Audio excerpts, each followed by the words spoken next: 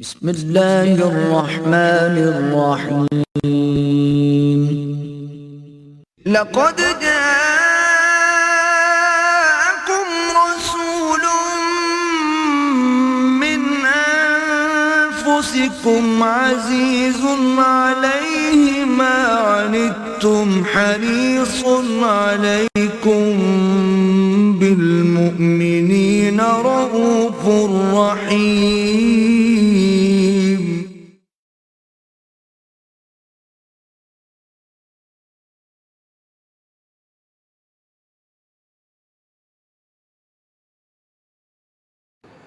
نحمده ونصلي على رسوله الكريم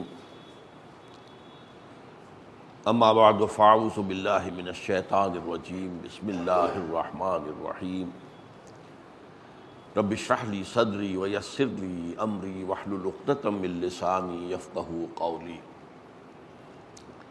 اما بعد عن ابی عبد اللہ جابر بن عبد اللہ الانصاری رضی اللہ عنہما ان رجلا سأل رسول اللہ صلی اللہ علیہ وسلم فقال ارأیت اذا صلیت الصلوات المکتوبات وصمت رمضان واحللت الحلال وحرمت الحرام ولم ازد على ذلك شيئا اادخل الجنہ؟ قال نعم. رواہ مسلم رحمہ اللہ. رب اشرح لي صدری ويسر لي امری واحلل عقدۃ من لسانی یفقهوا قولی. اللهم ربنا الہمنا رشدنا واعذنا من شرور انفسنا. اللهم ارنا الحق حقا وارزقنا اتباعه وارنا الباطل باطلا وارزقنا اجتنابه. آمین یا رب العالمین. احادیث نبویہ کے بارے میں نے ایک بات اس سے پہلے بھی کہی تھی کہ احادیث کس پس منظر میں اور کس سے مخاطب ہو کر کہی گئی، ان کو اگر ہم پیش نظر نہ رکھیں اور کسی ایک حدیث کے اوپر اپنی نگاہ جما کر سارا کا سارا معاملہ اسی سے اخذ کریں تو معاملہ غلط ہو جائے گا، بات جو ہے گمراہی تک لے جائے گی.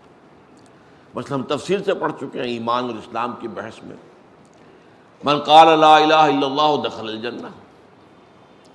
اب اگر صرف اس حدیث کو آپ لے لیں تو گویا کہ محمد رسول اللہ پر ایمان لانا بھی ضروری نہ رہا، کوئی عمل ضروری نہ رہا. من قال لا الہ الا اللہ دخل الجنہ. اب بعض حدیث میں آ گیا کہ من قال لا الہ الا اللہ خلوصا من القلب اخلاصا من القلب. اب ایک شرط عائد ہو گئی. اس کے معنی کیا ہوئے کہ اس کا مطلب یہ ہے خلوص کے ساتھ جو لا الہ الا اللہ کہہ رہا ہے اس کے سارے تقاضوں کو مانتا ہے، پورا کرتا ہے. تو اس طریقے سے یہ جو حدیث ہے جو آج ہم پڑھ رہے ہیں، حدیث نمبر 22 ہے یہ 40 نووی کی، اس میں بھی یہ محسوس ہوتا ہے کہ ایک خاص فرد ہے جو حضور کا مخاطب ہے، اس سے آپ بات کر رہے ہیں اور اس کے احوال سے آپ واقف ہیں. ترجمہ کیا ہے؟ حضرت عبداللہ جابر ابن عبداللہ انصاری رضی اللہ تعالی عنہما، یہ دونوں باپ بیٹا چونکہ صحابی ہیں، عنہما ہم کہیں گے، ان سے یہ مروی ہے ان رجلا سأل رسول اللہ صلی اللہ علیہ وسلم فقال، کہ ایک شخص نے حضور سے ایک سوال کیا اور اس میں کیا کہا، وہ سوال کیا تھا؟ ارأیتا، اے نبی صلی اللہ علیہ وسلم ذرا غور فرمائیں، مجھے بتائیں، اذا صلیت الصلوات المکتوبات، جب میں فرض نمازیں ادا کر دوں، پڑھ لوں، وصمت رمضان، اور رمضان مبارک کے روزے رکھ دوں، واحللت الحلال، اور حلال ہی پر قائم رہوں، وحرمت الحرام، اور حرام سے مجتنب رہوں، ولم ازد علی ذلک شیء، اور اس پر میں کسی چیز کا اضافہ نہ کروں، ادخل الجنہ، تو کیا میں جنت میں داخل ہو جاؤں گا؟ قال نعم، حضور نے فرمایا ہاں. اب اس حدیث کو ہم سامنے رکھیں تو نہ ایمان زیر بحث ہے، نہ جہاد فی سبیل اللہ زیر بحث ہے، وہ ساری کی ساری چیزیں، بلکہ عبادات میں سے بھی زکوٰۃ بھی خارج ہوئی اور حج بھی خارج ہو گئی، شہادت کی بھی ضرورت نہیں. یقین والے ایمان کی بھی ضرورت یہ میں نے آپ سے کہا کہ اگر کسی حدیث کو اس طریقے سے آپ جنرلائز کر لیں گے تو وہ گمراہی پر منتج ہو جائے گی۔ اب یہاں یوں سمجھیے کہ حضور کے سامنے ایک معین فرد ہے جو سوال کر رہا ہے۔ حضور جانتے ہیں وہ صاحب ایمان ہے، وہ کلمہ شہادت جو ہے وہ بھی ادا کرتا ہے اور اس کے دل میں ایمان بھی ہے، حضور تو جانتے ہیں۔ ظاہر بات ہے کہ حضور کی نگاہوں سے تو پوشیدہ نہیں ہے معاملہ، کسی کے باطن جو ہے کیفیت جو ہے وہ بھی آپ پر آیا ہے۔ پھر وہ آپ جانتے ہیں کہ وہ فرض کیجئے کہ نادار شخص ہے جس کے لیے زکوٰۃ اور حج کا سوال ہی نہیں، بالفعل اس کے اوپر نہ زکوٰۃ عائد ہوتی ہے اور نہ حج کا امکان ہے، اس لیے کہ وہ من استطاع الیہ سبیلا کی ذیل میں تو نہیں آتا، اس کے پاس تو خرچ کے لیے، راستے کے لیے، زاد راہ کے لیے پیسہ ہی نہیں۔ اب ایسے شخص کے بارے میں وہ جو سوال کر رہا ہے سمجھنا چاہیے کہ وہ سمجھنا کیا چاہتا ہے۔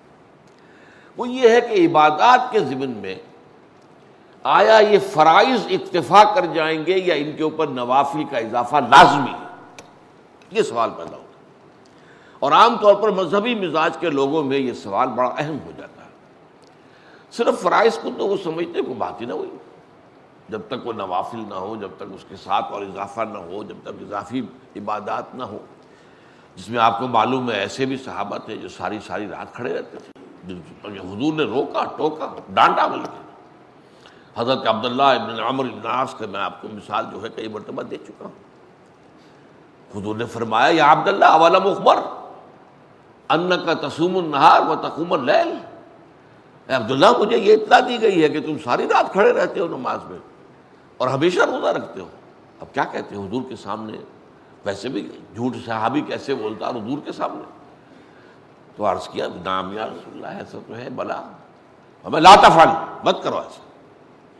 فإن لنفسك عليك حقا وإن لزوجك عليك حقا وإن لزورك عليك حقا، تم پر تمہارے نفس کا بھی حق ہے، تم پر تمہاری بیوی کا بھی حق ہے، تم پر تمہارے دوستوں کا حق ہے، تم پر تمہارے آل ملاقات کرنے والوں کے حقوق ہیں۔ تو اس اعتبار سے جو یہ ایک جذبہ ہوتا ہے، ایک اور بات میں آپ کو بتا چکا ہوں، 3 صحابہ نے حضور کی ازواج مطہرات سے دریافت کیا حضور مہینے میں کتنے روزے رکھتے ہیں یعنی نفلی، اور حضور رات کو کتنی دیر نماز پڑھتے ہیں۔ اب جب ازواج مطہرات نے انہیں صحیح بات بتا دی تو انہیں وہ کم معلوم ہوا کہ یہ ہمارا تو گمان تھا کہ حضور تو کمر جو ہے بستر سے لگاتے ہی نہیں ہوں گے اور کوئی دن چھوڑتے ہی نہیں ہوں گے جس میں روزہ نہ رکھیں۔ تقالوہا، انہوں نے قلیل سمجھا اس کو، لیکن پھر اپنے دل کو یہ کہہ کر تھپکی دی کہ ٹھیک ہے حضور تو معصوم ہے، آپ سے نہ کبھی گناہ صادر ہوا نہ ہونے کا امکان، اور اگر امکان ہو بھی تو پہلے ہی اللہ معاف کر چکا، لقد غفر اللہ ذنبک، اللہ تو معاف کر چکا، ما تقدم من ذنبک وما تاخر، ہمارے لیے اتنی عبادت کافی نہیں۔ ایک نے کہا میں تو پوری رات جو ہے نوافل ادا کروں گا، سوؤں گا نہیں، بالکل قبر اپنے بستر سے نہیں لگاؤں گا۔ دوسرے نے کہا کہ میں ہمیشہ روزہ رکھوں گا، کبھی ناغہ نہیں کروں۔ تیسرے نے کہا میں کبھی شادی بیاہ کے چکر میں نہیں پڑوں گا، یہ کنبہ اور خاندان، یہ جو 100 طرح کے جھمیلے اس کے ساتھ شروع ہو جاتے ہیں تو اس سے ظاہر بات ہے کہ اللہ کے ساتھ لو لگانا مشکل ہو جاتا ہے، میں نہیں کروں گا۔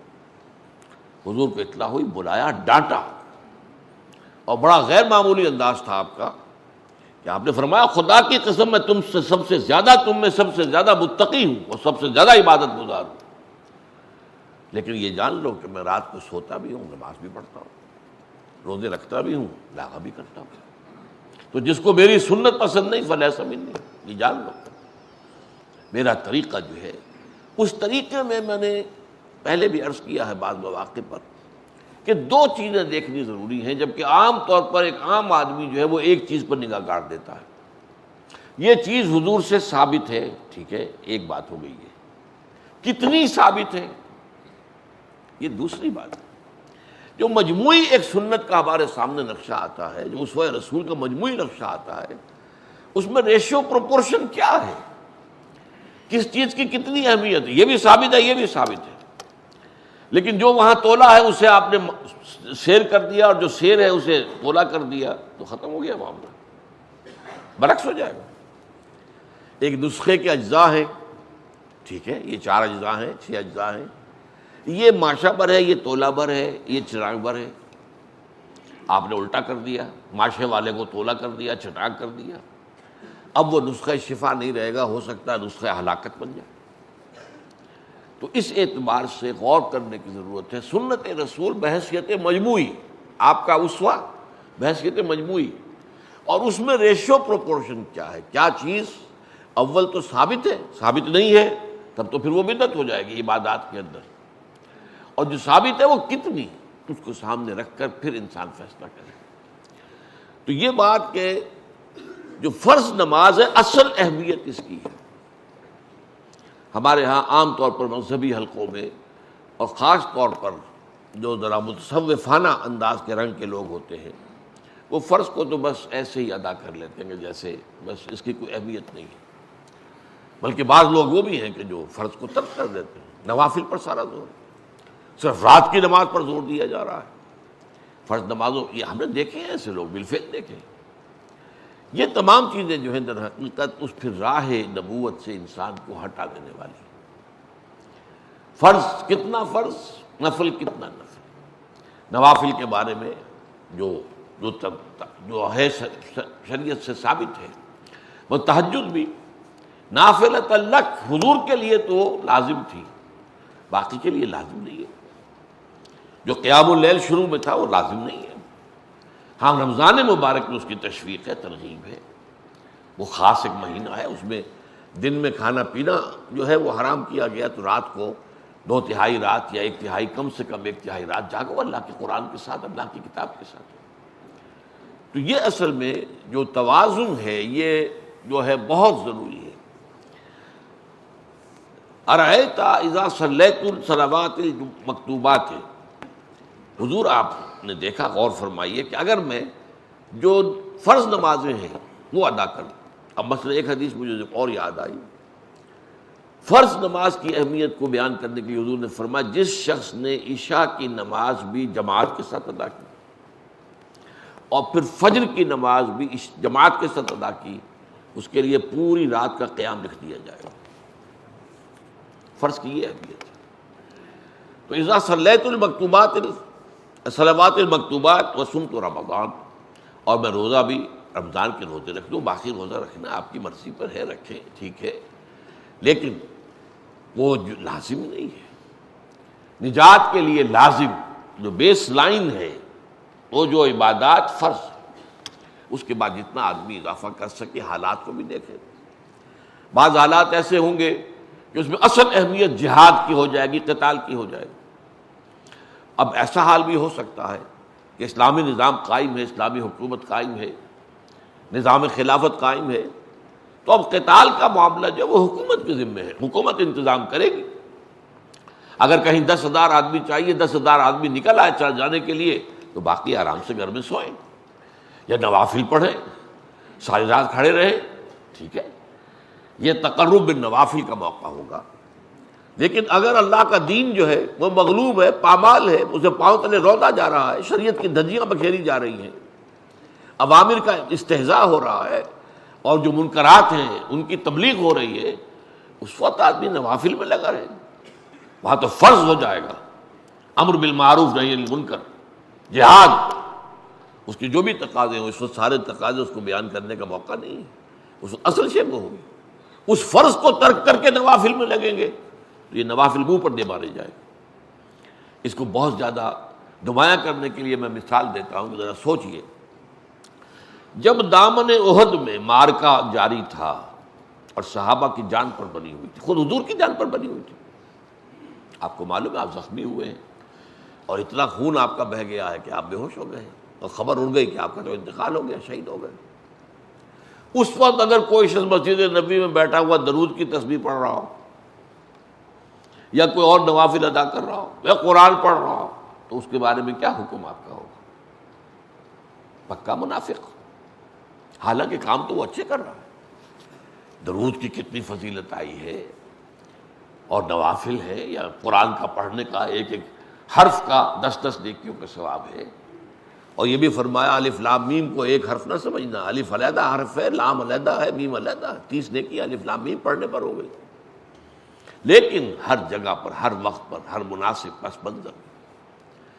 تو یہاں نماز فرض، روزہ فرض، اور یہاں چونکہ زکوٰۃ بھی نہیں ہے اور حج بھی نہیں ہے، اس میں میں نے جیسے کہ معذر کے طور پر بیان کیا کہ وہ شخص ایسا ہوگا کہ جس پر یہ دونوں چیزیں عائد ہوتی ہی نہیں، نہ اس کے پاس کچھ ہے کہ زکوٰۃ ہو اور نہ اس کے پاس مال ہے اتنا کہ وہ سفر کر سکے، اور پھر یہ کہ وہ جو حلال ہے اس پر قائم رہے، حلال کو حلال سمجھے، خام خواہ حلال کو اپنی شدت تقویٰ کی وجہ سے حرام نہ کر بیٹھے، جس سے بعض ہمارے ایک فوت شدہ بزرگ کہا کرتے تھے کہ یہ تقویٰ کا ہیضہ ہو جاتا ہے لوگ، وہ جو ہے حلال چیزوں کو بھی چھوڑ کر بیٹھ جاتے، حلال کو حلال سمجھے اور استعمال کرے، جیسا کہ سورہ بقرہ میں آیا ہے یا ایھا الرسول کلوا مما طیبات من الطیبات مما رزقناکم، کھاؤ بھائی، کیوں ان سے، قل من حرم زینۃ اللہ التی اخرج للناس لعبادہ والطیبات من الرزق، کہیے ان سے کس نے حرام کر دی ہیں وہ چیزیں جو اچھی ہیں کھانے پینے کی اور لباس اچھا جو ہے، ہم نے جو کچھ نکالا ہے لوگوں کے لیے زمین سے، کس نے حرام کیا؟ یہ تو اصل میں دنیا میں بھی اصلاً تو اہل ایمان کے لیے ہیں، ویسے ہی ہے کہ دنیا میں کفار کو بھی ہم دیتے ہیں جتنا چاہتے ہیں، کُلًّا نُمِدُّ ہؤلاء وہؤلاء من عطاء ربک خالصۃ یوم القیامہ، قیامت کے دن تو یہی خالص ہو جائیں گی اہل ایمان کے لیے، پھر کفار کے لیے تو ان میں حصہ رہے گا ہی نہیں۔ لہٰذا تقویٰ کا معاملہ بھی، جو حلال شے ہے اسے حلال سمجھو اور استعمال کرو، اور جو حرام شے ہے اسے حرام سمجھو اور اسے اجتناب کرو۔ اب یہاں ایک مسئلہ آ جاتا ہے، فرض کیجئے کوئی شخص، اسے دیا تو گیا ہے بکری کا گوشت کھا رہا ہے، بتایا گیا اسے کہ یہ سور کا ہے، اور وہ اسے سور کا سمجھ کر کھا رہا ہے، تو اب وہ سور ہی کھا رہا ہے۔ حرام کو حرام سمجھنا ضروری ہے، اگر اس میں تمہیں بتایا یہ گیا ہے تو بہرحال اس کی تحقیق کرو، جو بھی کرو، اس کے بعد تو اگر ثابت ہو جائے کہ نہیں یہ بات غلط کہی گئی ہے، یہ تو بکری کا گوشت ہے، تو کھاؤ، ورنہ نہیں۔ تو اگر میں یہ کر لوں وَلَمْ أَزِدْ عَلَىٰ ذَلِكَ، اب لم ازد علی ذالک کا مطلب کوئی یہ نکال لے کہ یہاں چونکہ زکوٰۃ کا ذکر نہیں، لہٰذا زکوٰۃ لازم نہیں، یہاں چونکہ حج کا ذکر نہیں، لہٰذا حج لازم نہیں، یہاں ایمان کا ذکر نہیں، لہٰذا یہ اعمال اگر کوئی شخص کر رہا ہو، ایمان ہو یا نہ ہو، وہ تو بہرحال جنت میں جائے گا۔ یہ ہے جو کہ غلط نتیجے اخذ کیے جاتے ہیں، ایک پرٹیکولر، جس کو پی پی کال آپ کہتے ہیں، ایک بات جو ایک شخص سے معین سے کہی جا رہی ہے، اس کے مخصوص حالات کو پیش نظر رکھتے ہوئے اس کو سمجھنا چاہیے کہ ان حالات میں اصل جو مضمون ہے یہاں کیا ہے، وہ اصل میں فرض اور نفل کا ہے۔ اس میں یہ ہے کہ جو چیز حلال ہے اس کو استعمال کرو، اور جو چیز حرام ہے اس سے اجتناب کرو۔ نماز فرض پڑھو، روزہ فرض رکھو، زکوٰۃ فرض ہے تو ادا کرو، حج فرض ہے تو ادا کرو، اگر فرض ہے، استطاعت ہے پھر نہیں کرتے تو اس کو کفر سے تعبیر کیا گیا۔ وَلِلَّهِ عَلَى النَّاسِ حِجُّ الْبَيْتِ مَنِ اسْتَطَاعَ إِلَيْهِ سَبِيلًا وَمَنْ كَفَرَ، اللہ تعالیٰ کا حق ہے لوگوں پر کہ اس کے گھر کی وہ اس کا حج کرے، جو بھی استطاعت رکھتا ہو راستے کی، سفر کی، لیکن جو نہیں کرے گا اس کا مطلب کفر کر رہا ہے۔ آپ اسے کافر کہیں گے نہیں، لیکن یہ کہ وہ ایک طرح کا کفر ہے۔ ادخل الجنہ، تو کیا میں داخل ہو جاؤں گا جنت میں؟ قال نعم، آپ نے فرمایا ہاں۔ اب آئیے اگلی حدیث، یہ اصل میں حدیث نمبر 23 جو ہے، یہ جوامع الکلم کا گلدستہ ہے۔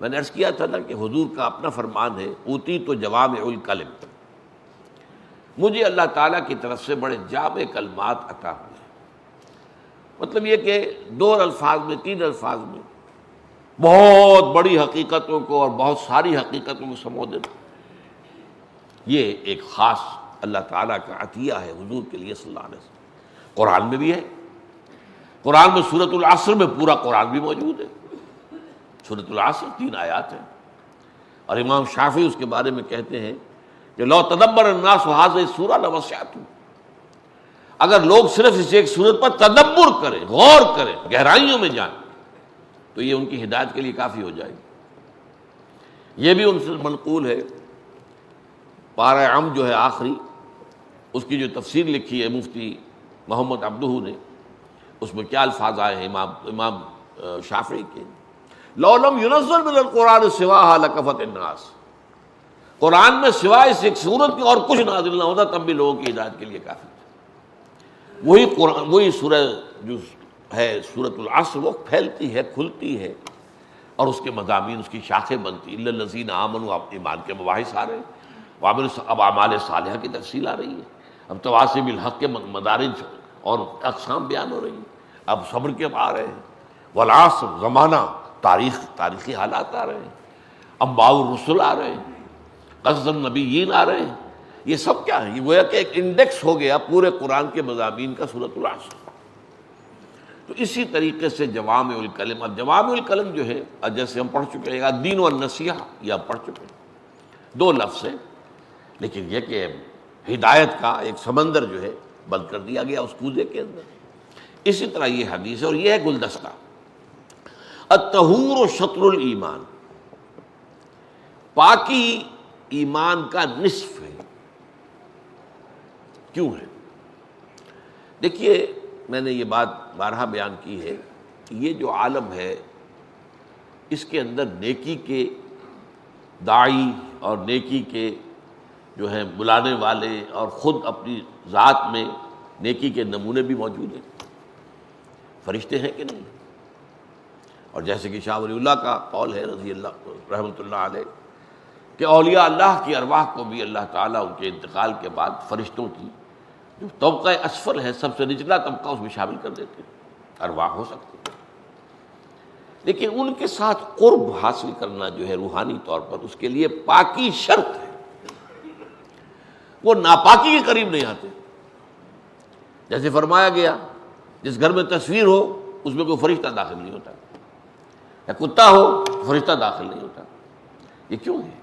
جن چیزوں سے اس نیکی کو اور اس لطافت کو جو ہے وہ مناسبت نہیں ہے، اگر آپ اس کا معاملہ کر رہے ہیں تو گویا کہ پھر وہ ان چیزوں سے، ان کے قرب سے، ان کے لمس سے، ان کے فیض سے آپ محروم رہیں۔ لیکن اگر پاک رہے تو یہ پاکی ہر حال میں، جیسے کہ حضور کا معمول کیا تھا، رات کو سونے سے پہلے بھی وضو کرتے تھے صلی اللہ علیہ وسلم۔ یہ معاملہ جو ہے تاکہ یہ کہ انسان پاکی کی حالت میں رہے سوتے ہوئے، اور فرشتے جو ہیں وہ آپ کو معلوم ہے کہ جو اچھے خواب ہوتے ہیں وہ فرشتوں کی طرف سے ہوتے ہیں، وہ فرشتوں کا القاء ہوتا ہے، جو برے خواب ہیں وہ شیطان کی اپنے نفس کی طرف سے ہوتے ہیں۔ تو اس اعتبار سے جو اصل جو ہے تو اس کے لیے قرب کے لیے پاکی جو ہے وہ ضروری، الطہور شطر الایمان والحمدللہ تملأ المیزان۔ اور الحمدللہ جو کلمہ ہے چھوٹا سا ہے، اس سے میزان پر ہو جاتی ہے، میزان عمل، جو اللہ کے ہاں جو تولنے کے لیے، جو انسان کے اعمال کو تولنے کے لیے جو ترازو ہے، اس ترازو کے پڑھنے کو بھاری بھر دے گے الحمدللہ۔ ایک حدیث میں آتا ہے التسبیح نصف المیزان والحمدللہ تملأہ، سبحان اللہ کہنا نصف میزان ہے، اور الحمدللہ سے وہ بھر جاتا ہے بڑا۔ اس لیے کہ اللہ تعالیٰ کی معرفت کے یہ 2 پہلو، تنزیہ، اللہ کی پاکی قدوسیت، اللہ کے علم میں، اس کے قدرت میں، اس کے صفات کمال، کہیں کوئی کمی نہیں، کوئی نقص کا کیا سوال ہے، کوئی عیب کا کیا سوال ہے، اس کے کمالات میں کہیں کوئی کمی نہیں۔ یہ ہے سبحان اللہ۔ یہ سبحان اللہ کی تاثیر کو اگر ہم واقعتاً یہ قلب کی گہرائیوں سے نکل رہا ہو تو اس کی تاثیر، اس کو بیان کیا گیا، التسبیح نصف والحمدللہ تملأہ۔ اب دوسرا پہلو ہے اللہ کی نعمتوں پر اس کا شکر۔ یہ میرا اللہ کا رابطہ جو ہے، اللہ نے جو جو نعمتیں ہمیں دی ہیں، فَأَمَّا بِنِعْمَةِ رَبِّكَ فَحَدِّثْ، ان کا ذکر بھی کرنا، اس پر اللہ کا شکر ادا کرنا، اور سب سے بڑی نعمت قرآن ہے۔ الحمدللہ الذی انزل علی عبدہ الکتاب ولم یجعل فیہ عوجا ولم یجعل لہ عوجا۔ ساری حمد، ساری تعریف اس اللہ کے لیے ہے جس نے اپنے بندے پر صلی اللہ علیہ وسلم کتاب اتاری، اس میں کوئی کجی نہیں رکھی۔ تبارک الذی نزل الفرقان علی عبدہ لیکون للعالمین نذیرا، اور بابرکت ہے بڑی وہ ذات جس نے اپنے بندے پر الفرقان اتارا تاکہ تمام جہان والوں کو خبردار کرنے والا بن جائے۔ تو قرآن کی نعمت، اس پر اللہ کا شکر ادا کرنا۔ وسبحان اللہ والحمد للہ تملأ ما بین السماوات والارض، اور سبحان اللہ اور الحمد للہ جب جمع ہو جائیں گے تو وہ تو بھر دیں گے جو کچھ کے زمین اور آسمان کے درمیان ہے۔ اب یہ اس کی عظمت کے بیان کا ایک اسلوب ہے، اب اس کو ہم کو مادی اعتبار سے نہیں سمجھ سکتے کہ اس سے مراد کیا ہے۔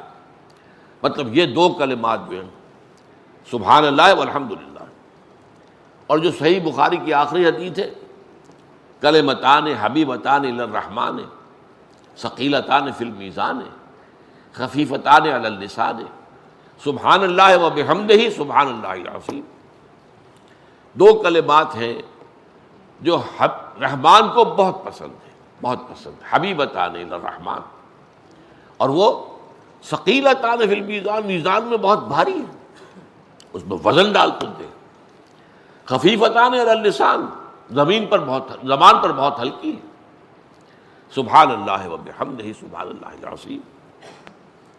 والصلاۃ نور، اور نماز نور ہے۔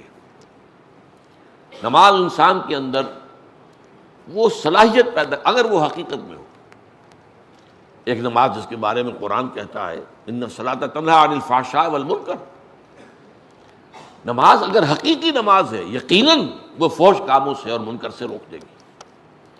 ہاں اگر صرف ایک فزیکل ایکسرسائز ہو رہی ہے، اس کا کوئی حق ادا نہیں کیا گیا، خشوع و خضوع کی کیفیت حاصل ہی نہیں ہوئی، حضور قلب کا معاملہ ہوا ہی نہیں، مناجات کی کیفیت پیدا ہوئی ہی نہیں اللہ کے ساتھ، وہ پھر ٹھیک ہے، فرض ادا ہو گیا، باقی اس کے اندر وہ تاثیر نہیں ہو سکتی۔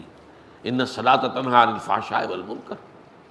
اس طرح یہ جو نماز ہے باطنی طور پر انسان کے اندر وہ ایک نور پیدا کرتی ہے، باطنی بصیرت، جس سے اسے نظر آنے لگتا ہے کہ یہ حق ہے، یہ اور باطل ہے، یہ صحیح ہے، یہ غلط۔ یہ اصل میں وہ بصیرت ہے انسان کو اللہ تعالیٰ جو عطا کرتا ہے، نماز اس کی حاصل کرنے کا سب سے بڑا ذریعہ ہے۔ الصلاۃ نور والصدقۃ برہان، اور صدقہ دلیل ہے۔ کس بات کی دلیل ہے؟ کہ واقعی یہ شخص صادق الایمان ہے، اولئک ھم الصادقون۔ اس میں آپ نے دیکھا کہ کس قدر شد و مد کے ساتھ جو ہے وہ آتا ہے انفاق فی سبیل اللہ، اولئک الذین صدقوا واولئک ھم المتقون، وآتى المال على حبه ذوي القربى واليتامى والمساکین وابن السبیل والسائلین وفی الرقاب۔ تو در حقیقت صدقہ جب انسان اپنا مال نکال کر دیتا ہے، اس کا مطلب یہ ہے کہ اس کے دل میں ایمان ہے، تبھی تو دے رہا ہے، ورنہ کاہے کو دیتا ہے کوئی شخص؟ ظاہر بات ہے ہر شخص اپنے مال سے نفع چاہتا ہے۔ اب ایک نفع ہے وہ کہ جو آپ کو مادی نفع اس دنیا میں حاصل ہوتا ہے، اور ایک نفع وہ ہے جو آخرت میں حاصل ہوگا، وہ ہے سب سے بڑا نفع۔ تو جو شخص اس لیے کسی مادی منفعت کے حصول کے لیے نہیں، صرف اللہ کی رضا جوئی کے لیے مال دیتا ہے، صدقہ کرتا ہے، یہ گویا کہ اس کے ایمان کا ثبوت ہے۔ وَالصَّبْرُ ضِيَاءٌ، اور صبر یہ بھی ایک روشنی ہے۔ صبر ہوگا تو جیسے روشنی میں آپ کو راستہ نظر آتا ہے، راستہ آپ کے لیے کھلتا چلا جائے گا۔ یہ اولئک اللہ واللہ مع الصابرین، اللہ تعالیٰ جو ہے صبر کرنے والوں کے ساتھ ہے۔ تو صبر جو ہے، اور صبر کے اوپر ہماری گفتگو ایک بارہا ہوئی ہے، ایک صبر ہے صبر عن المعصیہ، معصیت سے اپنے آپ کو روکنا، یہ بھی صبر ہے، روکنا اپنے آپ کو، یہ صبر ہے۔ صبر علی الطاعہ، اطاعت پر جمے رہنا۔ ہو سکتا ہے کسی وقت انتہائی سرد موسم ہے اور گرم پانی کا کوئی آپ کے پاس اہتمام نہیں ہے، اور فرض کیجئے کہ غسل کی حاجت ہو گئی، تو ٹھنڈے پانی سے غسل کرنا، اس کو برداشت کرنا، یہ صبر الطاعہ ہے، اطاعت پر۔ اسی طرح سے جہاد اور قتال کے اندر پھر صبر علی الابتلاء، اللہ کی طرف سے جو آزمائش آ جائے، جو مصیبت آ جائے، اس پر صبر، اس کو جھیلنا، اس کو برداشت کرنا۔ اللہ کی راہ میں جہاد کرتے ہوئے جو کچھ بیتے، وَالصَّابِرِينَ فِي الْبَأْسَاءِ وَالضَّرَّاءِ وَحِينَ الْبَأْسِ، یہ بھی صبر۔ وَالصَّبْرُ ضِيَاءٌ۔ اب آ رہا اہم ترین حصہ جو ہے اس کا، وَالْقُرْآنُ حُجَّةٌ لَكَ أَوْ عَلَيْكَ، اور قرآن تمہارے حق میں دلیل ہے یا تمہارے خلاف دلیل بنے گا۔ قرآن ہدایت ہے، اس کی ہدایت سے استفادہ کرو گے تو یہ دنیا میں تمہارے لیے دلیل ہے، اور آخرت میں تمہارے لیے شافع بن کر کھڑا ہو جائے گا. جیسے کہ اس حدیث میں آتا ہے کہ جو شخص رمضان مبارک کی رات کو جاگتا رہا قرآن کے ساتھ، تو قرآن کہے گا اے رب منعتہ النوم باللیل، میں نے اسے رات کو روک کے رکھا نیند سے. نیند کتنی پیاری شے ہے. فشفعنی فی، تو میری شفاعت اس کے حق میں قبول فرمائے. اللہ تعالیٰ شفاعت قبول فرمائے گا. تو دنیا میں بھی حجت کہ آپ کو ہدایت دیتا ہے، اور قیامت میں بھی آپ کا شافع بن کر کھڑا ہوگا. اور اگر قرآن کو آپ نے رد کر دیا، قرآن کے احکام کو آپ نے توڑ دیا، قرآن کی ہدایت جو ہے اس کو قبول کرنے سے اعراض کیا، تو حجت علیک، اب یہ تمہارے خلاف گواہ بن کر کھڑا ہوگا. اے اللہ یہ کہتا تو تھا کہ قرآن مجھ پر اس کا ایمان ہے، ایمان نہیں تھا، یہ مجھے پڑھتا ہی نہیں تھا، اس نے کبھی مجھے سمجھا ہی نہیں، سمجھا تو عمل نہیں کیا. ما آمن بالقرآن من استحل محارمہ، حدیث نبوی ہے. کوئی شخص جو اللہ قرآن کی حرام کردہ شے کو حلال کر لے، اس کا کوئی ایمان نہیں ہے قرآن پر. ظاہر بات ہے کہ پھر وہ دعویٰ کر بھی رہا ہو تو اس کے وہ دعویٰ جو ہے بغیر دلیل کے ہے. لہذا یہ تمہارے خلاف گواہ بن جائے گا. القرآن حجت لک او علیک، یہ قرآن یا تمہارے حق میں دلیل ہے، دنیا میں راستہ دکھاتا ہے، فرق کر دیتا ہے حق و باطل میں، صحیح و غلط کے مابین، شر اور خیر کے مابین، فرقان ہے. اور آخرت میں یہ تمہارا شفیع بنے گا، گواہی دے گا تمہارے حق میں اور سفارش کرے گا تمہاری. او علیکا، یا اگر بے اعتنائی برتی ہے، توجہ ہی نہیں کی ہے، پڑھائی نہیں ہے، سمجھا ہی نہیں ہے، انگریزی میں ایم اے پی ایچ ڈی کر لیا ہے، عربی کا ایک لفظ نہیں سیکھا، سائنس کے اندر جو ہے وہ پی ایچ ڈی ایک نہیں 2 3 ڈاکٹریٹس لے کر آ گئے ہیں، پروفیسر بن گئے یونیورسٹی میں، قرآن کو پڑھا نہیں، تو ظاہر بات ہے کہ اب یہ قرآن اس کے خلاف حجت بن جائے گا. وَاجْعَلْهُ لَنَا حُجَّةً یا رب العالمین.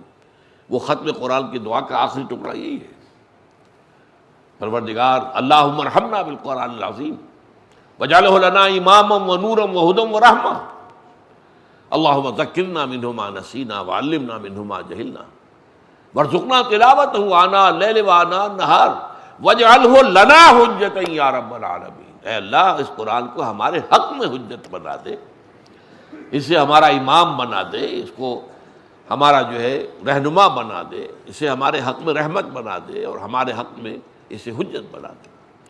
تو یہ ہے کہ اگر یہ نہیں کرتے تو پھر یہی قرآن تمہارے خلاف گواہی دے گا. کل الناس یغدو، یہ بھی آخری ٹکڑا ہے اس حدیث کا، رواہ مسلم، اس کی روایت جو ہے امام مسلم نے کی ہے رحمہ اللہ. کل الناس یغدو، بہت بڑا حکیمانہ یہ ٹکڑا ہے، بہت بڑا حکیمانہ. سب لوگ صبح کرتے ہیں، فبائع نفسہ، اور پھر وہ دن بھر اپنی جان کو بیچتے ہیں. جان کو بیچنا کیا ہے؟ ایک مزدور ہے، وہ مزدوری کر رہا ہے، اپنی توانائی کو، اپنی قوت کو، اپنی مسکولر اسٹرینتھ کو استعمال کر رہا ہے، بیچ رہا ہے اپنے آپ کو. ایک ڈاکٹر ہے، وہ اپنا علم بیچ رہا ہے، بیٹھا ہے، آپ کو دیکھتا ہے، نسخہ لکھ کے دیتا، 500 700 1000 روپے لے لیتا ہے، بیچ رہا ہے نا اپنے آپ. وکیل اپنے دماغ کو بیچتا ہے، جا کے آرگو کرتا ہے، دلائل دیتا ہے. تو ہر شخص جو ہے اپنے آپ کو بیچ رہا ہے، کوئی بھی شخص جو ہے اس سے مستثنیٰ نہیں ہے. کل الناس یغدو فبائع نفسہ، ہر شخص جو ہے وہ صبح کرتا ہے تو اس کے بعد وہ دن بھر اپنے آپ کو بیچتا ہے، اپنی توانائیاں، اپنی قوتیں، اپنی صلاحیتیں، اپنے اندر جو بھی اللہ تعالیٰ نے رکھی ہوئی ہیں، جو مضمرات اور جو بھی اس کے اندر جو ہے پوٹینشیلٹیز ہیں، ان سب کو مروع کار لاتا ہے. لیکن نتیجہ کیا نکلتا ہے؟ فَمُعْتِقُهَا أَوْ مُوبِقُهَا، اب یا تو وہ شام کو آتا ہے، گھر لوٹتا ہے، تو اپنے نفس کو جہنم کی آگ سے بچا کر لے آتا ہے. اس نے کوئی حرام کام نہیں کیا، اس نے کوئی غلط کام نہیں کیا، اس نے جھوٹ نہیں بولا، اس نے خیانت نہیں کی، اس نے مزدوری کا معاملہ طے کیا تھا کہ میں شام تک یہ محنت کروں گا اور 100 روپے لوں گا، تو پھر یہ اس میں کوئی وقت ضائع نہیں کیا تھا، اس نے کوئی یہ نہیں کہا کہ اب مجھے کوئی نہیں دیکھ رہا تو بیٹھ گیا ہو، یہ بھی خیانت ہے. آپ کو اس وقت میں محنت کرنی چاہیے. آپ سرکاری ملازم ہیں، آپ کو تنخواہیں ملتی ہیں، ریمونریشنز ہیں، آپ کی سہولتیں ہیں، آپ کی مراعات ہیں، اور آپ وہاں جا کر خوش گپیاں کریں اور چائے پئیں اور دوستوں کو انٹرٹین کریں، کام نہ کریں. صائمین پریشان ہو رہے ہیں، ان کے کام نہیں ہو رہے، فائلوں کا انبار جو ہے میز پر لگ رہے ہیں وہ نہیں نکل رہا. یہ خیانت ہے. آپ نے اصل میں جو بھی آپ کے فرائض تھے وہ ادا نہیں کیے. تو آپ گویا کہ ویسے مشقت تو جھیلی ہے، آپ نے محنت تو کی ہے، لیکن اس کا نتیجہ کیا نکلا ہے کہ اپنے نفس کو آپ نے گویا کہ جہنم میں منہ بے قہا ہلاک کر دینے والی بات کی ہے. گناہوں کی گٹھری لے کر شام کو آ رہے ہیں. مشقت اپنی جگہ، محنت اپنی جگہ. یہ تو قرآن مجید میں کہا گیا قسمیں کھا کر، لا اقسم بہذا البلد وانت حل بہذا البلد ووالد وما ولد لقد خلقنا الانسان فی کبد. ہم نے انسان کو مشقت ہی میں پیدا کیا. یہ مشقت اور محنت جو ہے وہ ہر انسان کا مقدر ہے، صرف نوعیت کا فرق ہے.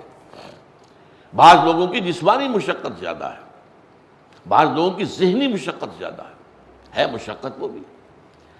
بعض لوگوں کو روٹی کی پریشانی ہوتی ہے، بعض لوگوں کو اپنے نقصان کی پریشانی ہوتی ہے. کروڑ پتی ہیں لیکن نقصان آ گیا، وہ پریشانی ہے، رنج ہے، غم ہے. اور آپ کو معلوم ہے کہ دولت مندوں میں جس قدر امراض دماغی ہوتے ہیں وہ مزدوروں میں نہیں ہوتے. مزدور تو صبح سے شام تک محنت کر کے تھکا ہارا آتا ہے، پھر لیٹتا ہے، سوتا ہے ایسا کہ اسے پھر صبح ہی کی جو ہے وہ خبر لے کے آتا ہے. لیکن یہ کہ ان لوگوں کو ہپنوٹکس کی ضرورت ہے، دوائیوں کی ضرورت ہے، سیڈیٹیوز کی ضرورت ہے. یہ ساری چیزیں کیوں ہیں؟ کہ ان پر بھی خوف ہے. ایک اور جگہ فرمایا ہے یا ایھا الناس یا ایھا الانسان انک کادح الی ربک کدحا فملاقیہ. اے انسان تو مشقت پر مشقت جھیلتے ہوئے آئے گا اور اپنے رب سے ملاقات کرے گا. دنیا میں بھی مشقت اور وہاں بھی بربادی. ذالک ھو الخسران المبین. ایک بندہ مومن نے دنیا میں مشقتیں کی ہیں، مصیبتیں جھیلی ہے تو صبر کیا ہے، مشقت کی ہے اللہ کے دین کے لیے، ایثار کیا ہے اللہ کے دین کے لیے، بھاگ دوڑ کی ہے اللہ کے دین کے لیے، اپنی صلاحیتیں کھپائی ہیں اللہ کے دین کی دعوت اور اس کی اقامت کی جد و جہد میں. یہاں کی مشقتوں کے بعد اب اس کے لیے روح و ریحان و جنت نعیم. اب وہاں تو کوئی مشقت نہیں ہے، وہاں تو اس کے لیے آرام.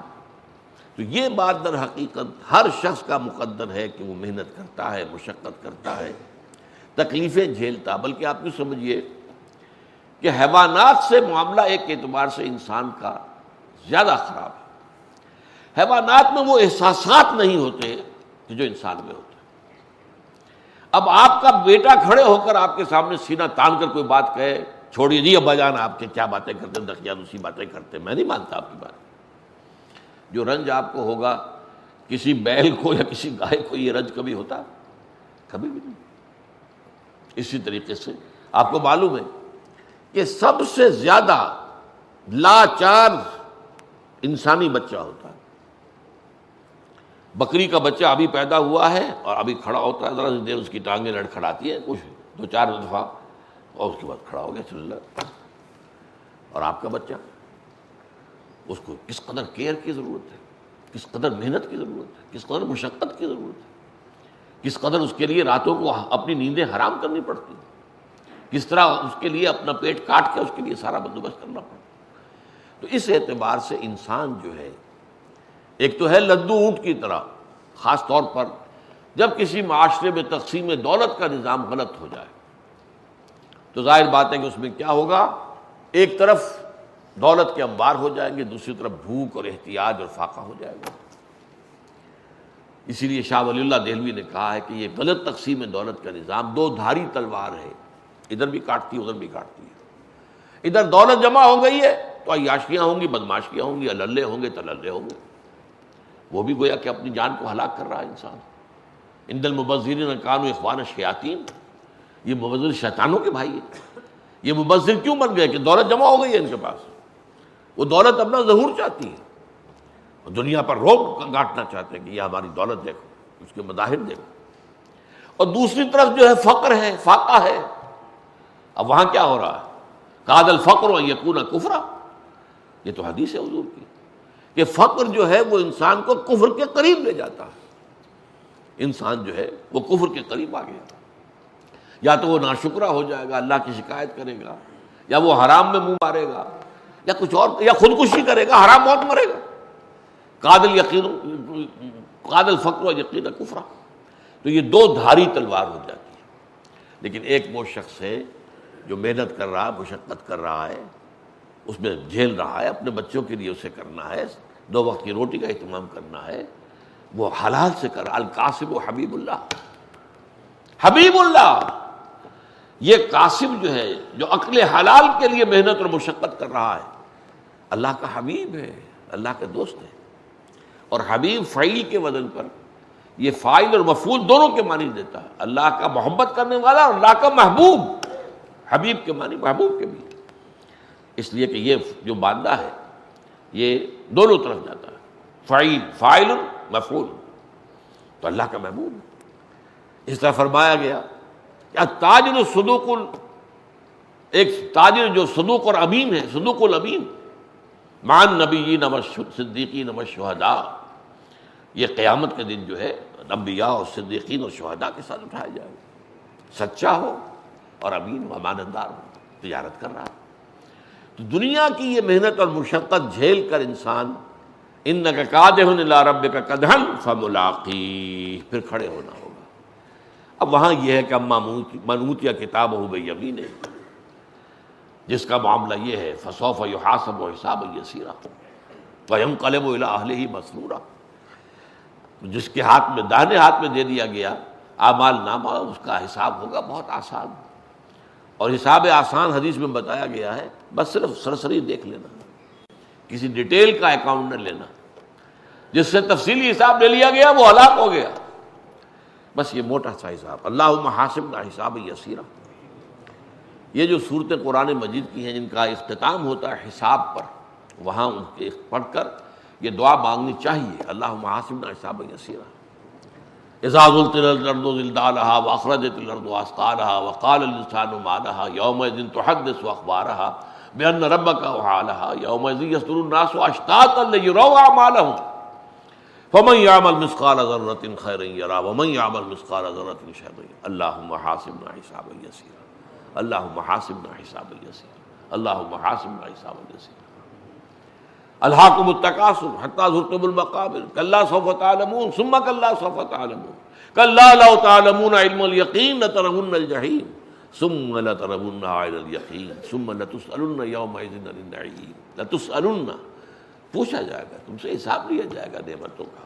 اللہم حاسبنا حسابا یسیرا، اللہم حاسبنا حسابا یسیرا۔ اور ایک حدیث میں تو جو حساب کا معاملہ آیا ہے بہت ہی عجیب ہے۔